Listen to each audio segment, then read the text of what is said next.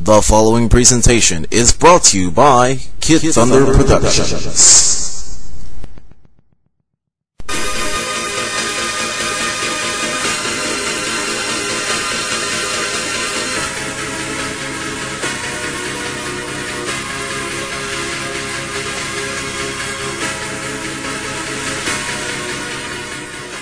In the expansive libraries of both the Super NES and Genesis games, there are a few license-based video games based on television shows.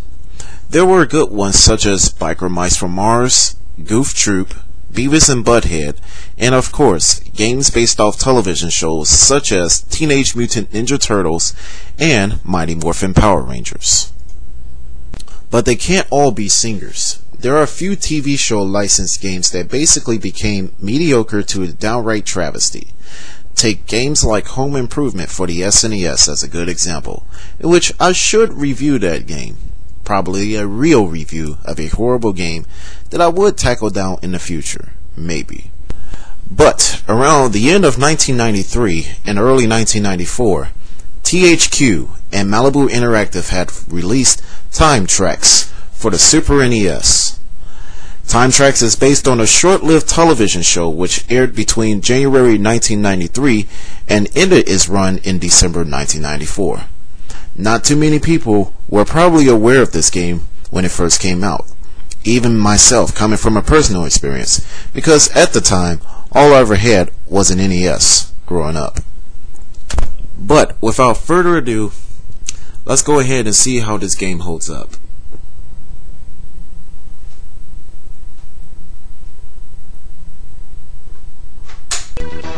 Alright, here's the story. In the year 2193, over 100 criminals became fugitives of law enforcement by traveling back in time 200 years using a time machine called Trax. Darian Lambert was a police detective of that period who was sent back to 1993, which was the present time back then, in order to apprehend as many of the fugitives as possible.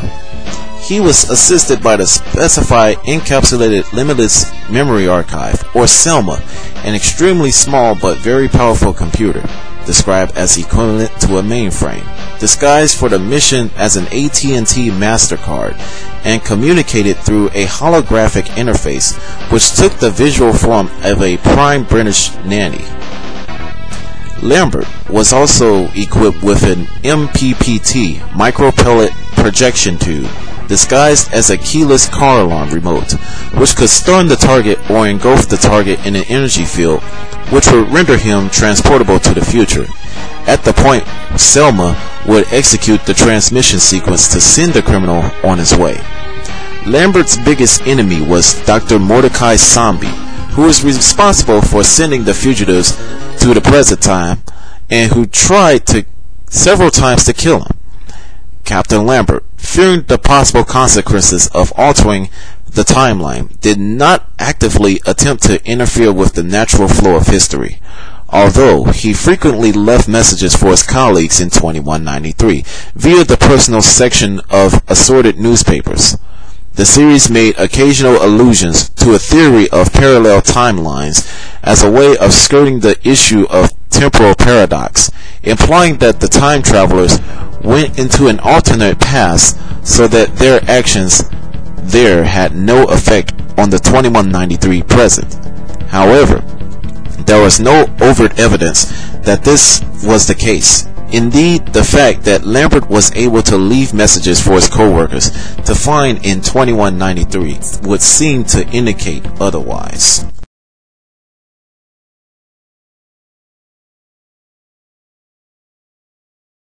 As far as gameplay goes, throughout the game itself, for the most part, there is indeed platforming and side-scrolling. In the game, you have to make your way through 7 stages. Before each stage, you are observed with a mission briefing, quite like games such as Contra Hardcore on the Sega Genesis, or GoldenEye for the Nintendo 64 and Wii.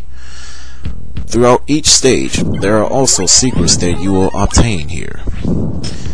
The game is a bit difficult, but if you want to talk about a major beatdown in the game, you would definitely want to go through Stage 4. My god, Stage 4 will literally kick your ass. Why? You have to fend off the boss here while shooting down his helicopter. What even sucks is that the chopper would tend to fly around all at random patterns. However, it does take patience to beat him. Filming stuff, I know you're listening. If you're watching this review, do me a favor and do a Levels from Hell video on stage 4 in this game. One thing which sucks about this game is there are no continues after you lose all of your lives. However, in some later stages, you will find a journal there, and if you lose your lives on that particular stage where you find the journal, you can continue from that point on without starting the game all over from square one. But hey, coming from a personal standpoint, I like a good challenge. And whoever says, kidThunder, you suck for defending this game because of the lack of continues, then you can sue me. But I'm warning you, don't mess with kidThunder. Here are some tips to help you through. In the briefing screen, watch out for the words Selma and Extra. If you happen to collect all of the Selma letters, you are awarded an extra piece of health. But if you collect all of the extra letters, you are awarded an extra life. The bosses in the game will literally pawn your ass if you're fending them off for the first time. Practice makes perfect if you want to get better at them. Encountering them is just one thing, but fighting them is a completely different story. Here's one thing, the first boss pesters your ass when you reach him, and then he will eventually try to crush you. When you get to him, attack him while he's taunting you. As far as the second boss goes, try to attack it before the boss fires his lasers. As what I have mentioned earlier, the fourth stage is a very tough boss. Keep in mind, this game is difficult at all costs. If you can't take the gameplay, then don't even bother playing this game. If you enjoy getting your ass kicked by video games, then albeit, play the game.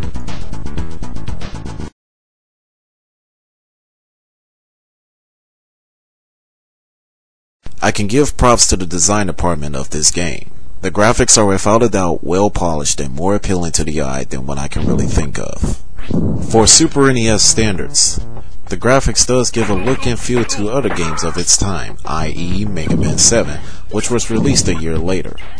Though major points are given to the design in Stage 4, which is the motorcycle stage, since that stage has the quote-unquote Mode 7 3D effect, making it seem as if the street part of the game is in 3D while the game itself is mostly in 2D perspective.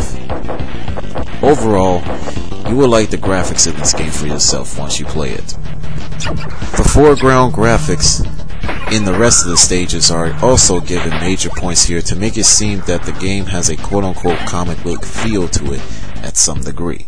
However, we can be thankful that the foreground graphics in this game aren't as annoying and doesn't get too much in the way compared to other games like the Terminator for the SNES.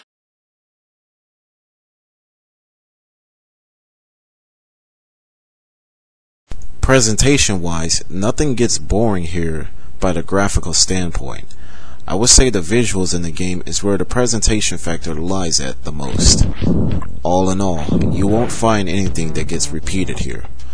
I like the way how once you press start at the title screen, the Time Trax title is popped right in front of your face, just how it's simulated in the TV show intro. Though I'm personally unaware about the subtitle in the title screen, which says, quote, past, present, future, all can change in the blink of an eye. I vaguely remembered that part when that was represented in the opening intro of the TV show. If only the TV show was released on DVD, then I would probably try to observe the TV show intro in a nutshell.